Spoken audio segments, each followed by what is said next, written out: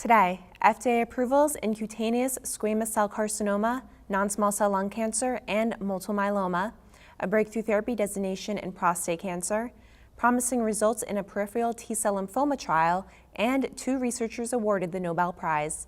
Welcome to Enclave News Network. I'm Gina Columbus. The FDA has approved the PD-1 inhibitor cemiplimab, known by the trade name Libtayo, for the treatment of patients with metastatic cutaneous squamous cell carcinoma or patients with locally advanced CSCC who are not candidates for curative surgery or curative radiation. The decision is based on a combined analysis of data from the Phase 2 Empower CSCC 1 trial and 2 advanced CSCC expansion cohorts from a Phase 1 trial. The 108-patient combined analysis included 75 patients with metastatic CSCC and 33 patients with locally advanced CSCC. At a median follow-up of 8.9 months, the overall response rate across the entire population was 47%. The complete response rate was 4%, and the partial response rate was 44%. The duration of response ranged from 1 month to over 15 months. Moreover, 61% of patients had a duration of response lasting longer than 6 months. For the 75 patients with metastatic CSCC, the ORR was 47%, the CR rate was 5%, and the PR rate was 41%. The duration of response ranged from 3 months to over 15 months, and 60% of patients had a duration of response longer than 6 months. In the 33 patients with locally advanced disease, the ORR was 49%. The duration of response ranged from 1 month to over 13 months, and 63% of patients had a duration of response longer than 6 months. In non-small cell lung cancer, the FDA has approved docomitinib, known by the trade name Visimpro, for the frontline treatment of patients with metastatic disease with EGFR exon 19 deletion or exon 21 L858R substitution mutations. The approval is based on data from the Phase 3 Archer 1050 trial, in which first-line docomitinib reduced the risk of disease progression or death by more than 40% and resulted in an average 6.5-month improvement in response duration versus gefitinib for patients with advanced EGFR-positive NSCLC. Results show that the median progression-free survival for patients who received docomitinib was 14.7 months compared with 9.2 months for participants who received gefitinib. The median duration of response was 14.8 months with docomitinib versus 8.3 months with gefitinib. Moreover, updated data presented at the 2018 ASCO annual meeting also showed that at a median follow-up of 31.1 months, the median overall survival was 34.1 months in patients treated with docomitinib versus 26.8 months in those randomized to gefitinib. However, there was more toxicity observed in the docomitinib arm than in the gefitinib arm. Gastrointestinal all-grade events were more common in the docomitinib arm versus gefitinib arm, including diarrhea and decreased appetite. The FDA has approved a once-weekly dosing option of carfilzomib to use in combination with dexamethasone for patients with relapsed refractory multiple myeloma.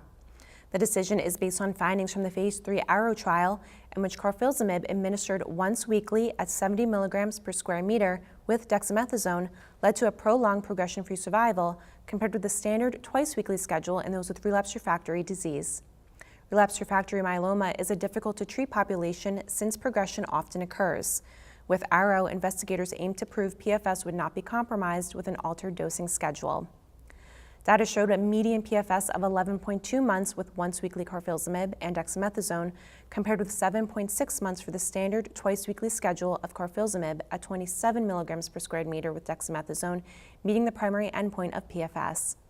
Additionally, the overall response rate in patients in the once-weekly arm was 62.9% versus 40.8% in the twice-weekly arm. Additionally, 7% of patients in the once-weekly arm achieved a complete response or better. This is compared with 2% of patients who achieved a CR in the twice-weekly arm. In prostate cancer, the FDA granted the PARP inhibitor rucaparib a breakthrough therapy designation as monotherapy in adult patients with BRCA1/2 positive metastatic castration-resistant disease following at least 1 androgen receptor-directed therapy and taxane-based chemotherapy. The designation, which will expedite the development and review of rucaparib in this setting, is based on initial data from the ongoing Triton-2 Phase 2 study in advanced prostate cancer. Clovis Oncology, the manufacturer of the PARP inhibitor, stated that the trial data will be presented at the 2018 ESMO Congress. The single-arm Phase 2 Triton-2 study is enrolling men with mCRPC with germline or somatic BRCA1/2 mutations and evidence of a homologous recombination gene deficiency. Patients are unable to enroll if they previously received a PARP inhibitor, methoxytrone, cyclophosphamide, or any platinum-based chemotherapy. Individuals with symptomatic and/or untreated central nervous system metastases are also ineligible. The trial is being conducted at 106 locations, and the targeted enrollment is 160 patients. Currently, rucaparib has approved indications in ovarian cancer. Success with PARP inhibitors has spread to the field of breast cancer, and now there is growing evidence of the activity of these agents in prostate cancer. The combination of brentuximab vedotin with frontline chemotherapy led to a statistically significant improvement in progression-free and overall survival in patients with CD30-expressing peripheral T-cell lymphoma, according to top-line results from the Phase 3 ECHELON-2 trial. Seattle Genetics and Takeda Pharmaceuticals, the co-developers of the antibody-drug conjugate, reported in a news release that combining frontline brentuximab vedotin with the CHP regimen of cyclophosphamide, doxorubicin, and prednisone reduced the risk of death by 34% and the risk of disease progression or death by 29% versus the standard CHOP regimen of cyclophosphamide, doxorubicin, vincristine, and prednisone. The companies plan to present additional ECHELON-2 data in December at the 2018 ASH annual meeting. In March 2018, the FDA approved brentuximab vedotin for use in combination with chemotherapy as a frontline treatment for adult patients with stage 3 or 4 classical Hodgkin lymphoma. This was based on findings from the Phase 3 ECHELON-1 trial, which demonstrated superior PFS with brentuximab vedotin plus doxorubicin, vinblastine, and dacarbazine compared with the standard AVD plus bleomycin. James P. Allison, Ph.D., and Tasuku Hanjo, M.D., Ph.D., have won the 2018 Nobel Prize in Physiology or Medicine for their research that eventually led to the use of immune checkpoint inhibitors to treat cancer. Allison, who is chair of immunology and executive director of the immunotherapy platform at the University of Texas MD Anderson Cancer Center, is best known for his work in T-cell response mechanisms and his discovery that blocking the signaling of the immune checkpoint protein CTLA-4 improved anti-tumor immune responses. His research led to the development of ipilimumab, which was the first FDA-approved immune checkpoint inhibitor. The agency approved ipilimumab for the treatment of patients with advanced melanoma in 2011.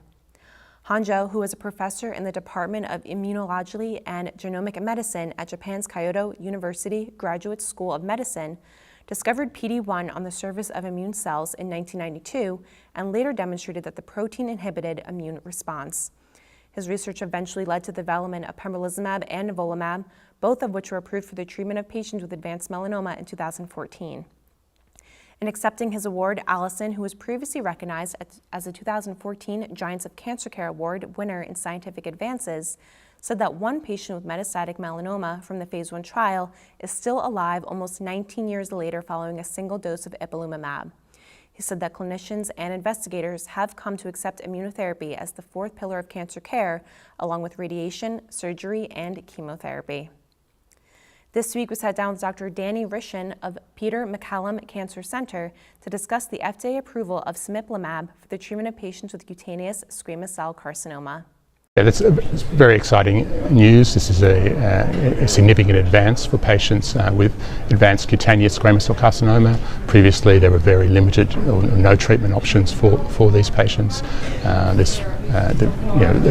large percentage of patients will now derive significant benefit and longer term survival with good quality of life.